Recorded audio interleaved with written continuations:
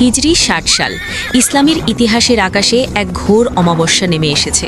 মদিনার শান্ত রাজপথে তখন এক অশুভ বার্তা। উমাইয়া শাসক ইয়াজিদ বিন মুয়াবিয়া নিজেকে মুসলিম জাহানের খলিফা ঘোষণা করে নবীর আদরের দৌহিত্র হজরত ইমাম হুসেন রাদিয়াল্লাহু এর সমর্থন বা বায়াত দাবি করেছে। কিন্তু ইমাম হুসেন জানতেন ইয়াজিদ কেবল একজন শাসক নয়, সে ইসলামের মূল আদর্শ বিনাশকারী এক পাপাচারী। তিনি দৃপ্ত কণ্ঠে জানিয়ে দিলেন, আমার মতো ব্যক্তি ইয়াজিদের মতো ব্যক্তির হাতে হাত দিতে পারে না। শুরু হলো এক মহাকাব্যিক লড়াইয়ের প্রস্তুতি, যা ক্ষমতার জন্য নয়, বরং সত্য ও ন্যায়ের জন্য। মদিনা ছেড়ে মক্কায় এলেন ইমাম, আর তখনই ইলাকের কুফা নগরী থেকে আসতে শুরু করল হাজার হাজার চিঠি। কুফাবাসীরা কাঁদছিল, তারা জুলুম থেকে মুক্তি চেয়ে ইমামকে তাদের নেতা হিসেবে বরণ করার প্রতিশ্রুতি দিচ্ছিল। নবী পরিবারের প্রতি ভালোবাসার টানে এবং সত্য প্রতিষ্ঠার দায়ে ইমাম হুসেন তার পরিবার, নারী ও শিশুদের নিয়ে কুফার উদ্দেশ্যে রওনা হলেন। কিন্তু কুফায় পৌঁছানোর আগেই তিনি খবর পেলেন চরম বিশ্বাসঘাতকতার। ইয়াজিদের নিষ্ঠুর গভর্নর উবাইদুল্লাহ বিন জিয়াদ কুফাবাসীদের রক্তের ভয় দেখিয়ে নিজের পক্ষে নিয়েছে এবং ইমামের প্রিয় দূত হজরত মুসলিম বিন আকিলকে নৃশংসভাবে শহীদ করেছে। ইমাম হুসেন যখন ২রা মহররম কারবালার তপ্ত মরুপ্রান্তরে এসে থামলেন, তার ঘোড়াটি আর এক চুলও সামনে নড়ছিল না। তিনি জিজ্ঞেস করলেন, এই জায়গার নাম কি? জনৈক বৃদ্ধ উত্তর দিল, কারবালা। ইমামের চোখ ভিজে উঠল।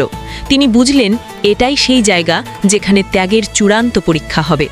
৪ঠা মহররম থেকে ইয়াজিদের সেনাপতি উমর ইবনে সাদ তার সৈন্যবাহিনী নিয়ে ইমামের কাফেলাকে চারপাশ থেকে ঘিরে ফেলল।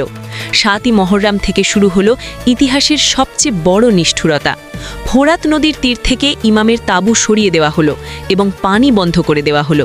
মরুভূমির তীব্র রোদ আর তপ্ত বালুর ওপর তৃষ্ণার্ত শিশুরা পানির জন্য ছটফট করতে লাগল। ৬ মাসের আলী আসগর থেকে শুরু করে সাকিনার মতো ছোট ছোট বাচ্চাদের জিহ্বা তৃষ্ণায় শুকিয়ে কাঠ হয়ে গিয়েছিল। কিন্তু ইয়াজিদের পাষাণ হৃদয়ে এক ফোঁটা দয়া জাগেনি।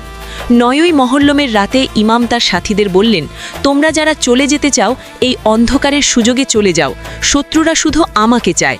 কিন্তু সেই বীরেরা উত্তর দিয়েছিল, হে ইমাম, আপনাকে একা ফেলে আমরা জান্নাতেও যেতে চাই না।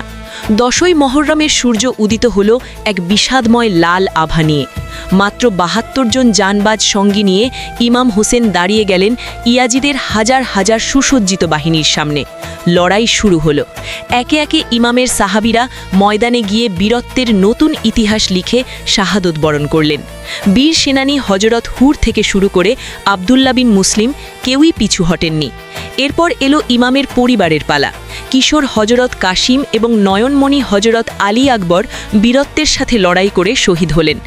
ইমাম হুসেন যখন আলী আকবরের রক্তাক্ত দেহ কাঁধে করে তাঁবুতে আনলেন, তখন আকাশ বাতাস ভারী হয়ে উঠল। শিশুদের তৃষ্ণা সইতে না পেরে বীর সেনানী হজরত আব্বাস রাদিয়াল্লাহু একটি পানির মশক নিয়ে ফোরাত নদীর তীরে ছুটে গেলেন। হাজার হাজার সৈন্যকে একাই হটিয়ে দিয়ে তিনি নদীতে নামলেন, কিন্তু নিজের মুখে পানি না দিয়ে শিশুদের জন্য মশক ভরলেন। ফেরার পথে শত্রুরা তার ২ হাত কেটে ফেলে। তীরের আঘাতে পানির মশক ফুটো হয়ে গেলে আর তৃষ্ণার্ত শিশুদের পানি দিতে না পারার আক্ষেপ নিয়ে তিনি শাহাদত বরণ করলেন।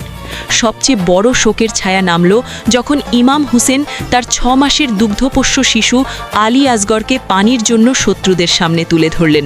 নিষ্ঠুর হুরমালা পানির বদলে তীরের আঘাতে শিশুটির কণ্ঠনালী বিদীর্ণ করে দিল।